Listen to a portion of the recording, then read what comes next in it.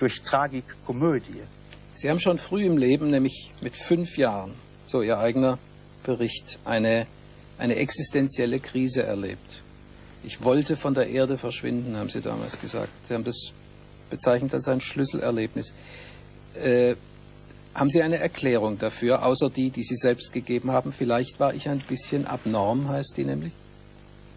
Ja, das muss dann ja wohl so gewesen sein im Verhältnis zu anderen, die dann weitergespielt haben. Und ich in dem Moment also doch dieses Erlebnis hatte, dass ich eigentlich alles gesehen hätte von der Welt. Mit 5 Jahren? Ja, das war ein Erlebnis, was ich mit 5 Jahren hatte. Dass also jetzt die Zeit wohl lange genug wäre und ich jetzt abtreten müsste. Dieses Erlebnis habe ich ganz stark gehabt. Und es war natürlich sicherlich nicht nur ein Krisenerlebnis, sondern auch ein Bewusstwerden in gewisser Weise. Ein Bewusstwerden, dass wenn es nun weitergehen müsste, dieses Leben, dass dann alles anders werden müsste. Also das ist, glaube ich, ein Erlebnis für Wandlungen innerhalb der Lebensabschnitte da gewesen. Es ist dann so eine Krise nochmal gekommen, in der Mitte Ihres Lebens, in den 50er Jahren. Da sprechen Sie von tiefen Depressionen, sind zurückgegangen nach Hause, haben auf dem Feld gearbeitet. Was war das für eine Krise? Wodurch war die ausgelöst und was hat sie bewirkt? Hat sie was zu tun mit jener frühen Erkenntnis, eigentlich abtreten zu wollen? Ja, nicht unbedingt, denn sagen wir mal, dieses Erlebnis in meiner frühen Jugend habe ich später aufschlüsseln können. Ich habe gewusst, um was es sich da gehandelt hat. Ich kam aber abermals in eine Krise hinein, wo ich eigentlich wieder in einer Frage stand, wo ich viel ernsthafter eigentlich den Willen hatte, von der Erde zu verschwinden, als damals, noch ernsthafter, noch viel krisenhafter, eigentlich bis zur physischen Zerstörung. Ich glaube, die Menschen, die mich in dieser Situation gefunden haben, die haben festgestellt, dass man mir damals die Stücke Fleisch hätte vom Arm ziehen können. So weit war ich eigentlich schon weg aus dem Leben. Aber es war ein wirkliches Sterben. Es war ein wirkliches Sterben.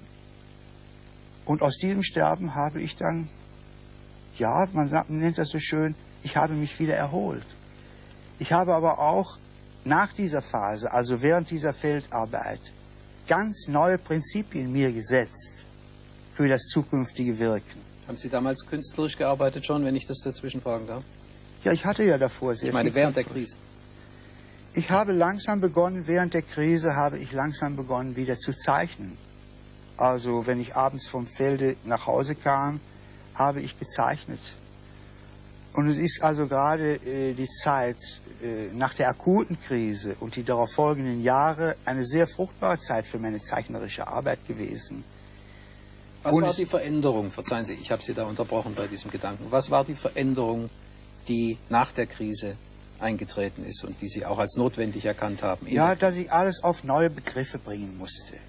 Dass ich also viel intensiver, sagen wir einmal, erkenntnistheoretisch arbeiten müsste. Dass ich also auch Klarheit schaffen müsste mit der ganzen verzweifelten Situation der modernen Kunst, die ja auch ein Grund für meine Krise gewesen war. Die ja auch ein Grund dafür gewesen war. Also da entstehen die ersten, sagen wir einmal, theoretischen Strukturen zur Erweiterung des Kunstbegriffes auf den Menschen hin ganz allgemein. Heraus aus dem tradierten Kunstbegriff, aus dem bürgerlichen Kunstbegriff, aus dem Reduktionismus, der dort herrscht, und hin zu den Phänomenen des Lebens. Hat die Krise auch persönliche Folgen für Sie gehabt? Sie waren damals ja, glaube ich, noch nicht verheiratet. Nein, da war ich nicht verheiratet. Aber wie das immer so ist, spielt eine Frau eine große Rolle in dieser Krise. Sie haben sie danach Es gibt immer einen Auslöser, nicht? Und es war wiederum eine Frau, die ich übrigens immer noch verehre, aber die ich seit der Zeit niemals mehr gesehen habe. Mögen Sie sich eigentlich leiden, Herr Beuys? habe Ihre Frage nicht genau verstanden. Mögen Sie sich? Fühlen Sie sich wohl mit sich selber? Nicht immer. Durchaus nicht immer. Und was machen Sie, wenn Sie es nicht tun? Ich fühle mich, wenn ich es nicht tue, muss ich sehen, dass ein Wille in Bewegung kommt, dass eine Wirklichkeit neu entsteht, nur aufgrund des Willens im Denken. Also die gar keine Rücksicht nimmt auf meinen biologischen Bestand, sondern die rein im Geistigen wirkt. Und dann erlebe ich auch, dass nur das eine Wirklichkeit ist. Nur das. Und dass man auf dieser Wirklichkeit alle weiteren Wirklichkeiten aufbauen kann. Und dass, wenn man sie darauf aufbauen würde, die Welt ganz anders aussehen würde. Und das Negative, was in ihr wirkt, auf diesem Wege heilen könnte. Also dieser Vorgang der Selbstheilung, so, ist übertragbar auf die Gesellschaft. Sagen wir einfach zunächst mal auf andere. Allerdings sicherlich würde ich das nicht fordern unbefragt, sondern ich würde einfach nur sagen, das muss nun wieder von den anderen Menschen untersucht werden. Was da nun an Ideenzusammenhängen vorgestellt wird, aufgrund einer solchen Aktivität, nennen wir es mal ganz allgemein, oder aufgrund eines solchen plastischen Begriffes, der diese Vorgänge wie Plastiken nimmt, also wie unsichtbare Skulpturen nimmt, das sollte von den Menschen gewissenhaft untersucht werden. Hat es irgendeinen Zeitpunkt gegeben, wo Sie von diesen Voraussetzungen her Ihrem Kunstbegriff eine gesellschaftliche Dimension hinzuzufügen, den Beschluss gefasst haben, Politiker zu werden, die aktive Politik? Nein, ich habe den Beschluss gefasst, niemals etwas mit Politik zu tun haben zu wollen. Das werden Sie nur aber müssen. Politik ist in meinen Augen nicht anderes als die Komplizenschaft zwischen Staat und Geld. Also zwischen der Macht, die der Staat hat und die das Geld hat. Das heißt, der gegenwärtige Kapitalbegriff in den kapitalistischen Systemen des Westens und des Ostens.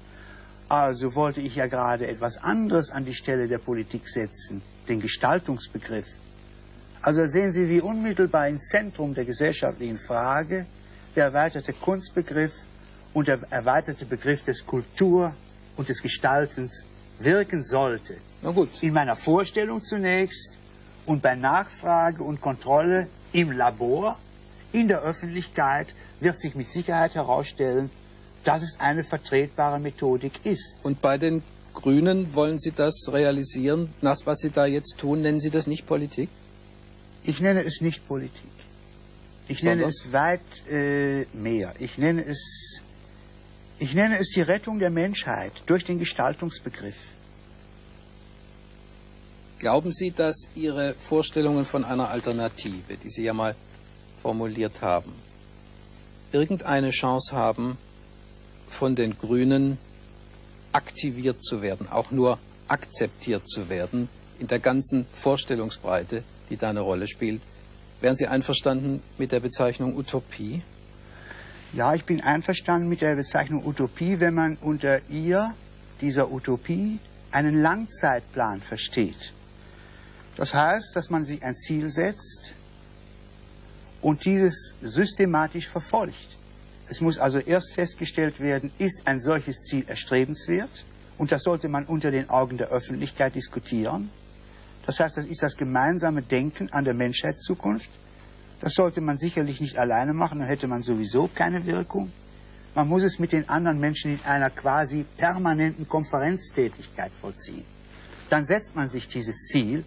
Das sollte nicht zu weit in die Zukunft gehen. Es sollte nicht weiter in die Zukunft reichen als etwa 20 oder 25 Jahre. Aber das ist schon natürlich eine utopische Strecke. Immer dann, wenn ich jetzt hier den Begriff interpretiere als einen sehr vernünftigen Begriff eines Langzeitplanes, der auch erfüllt werden soll. Was zum Beispiel Rudi Dutschke, der jetzt gestorben ist und an den ich im Moment sehr stark denke, als die konkrete Utopie bezeichnet hat.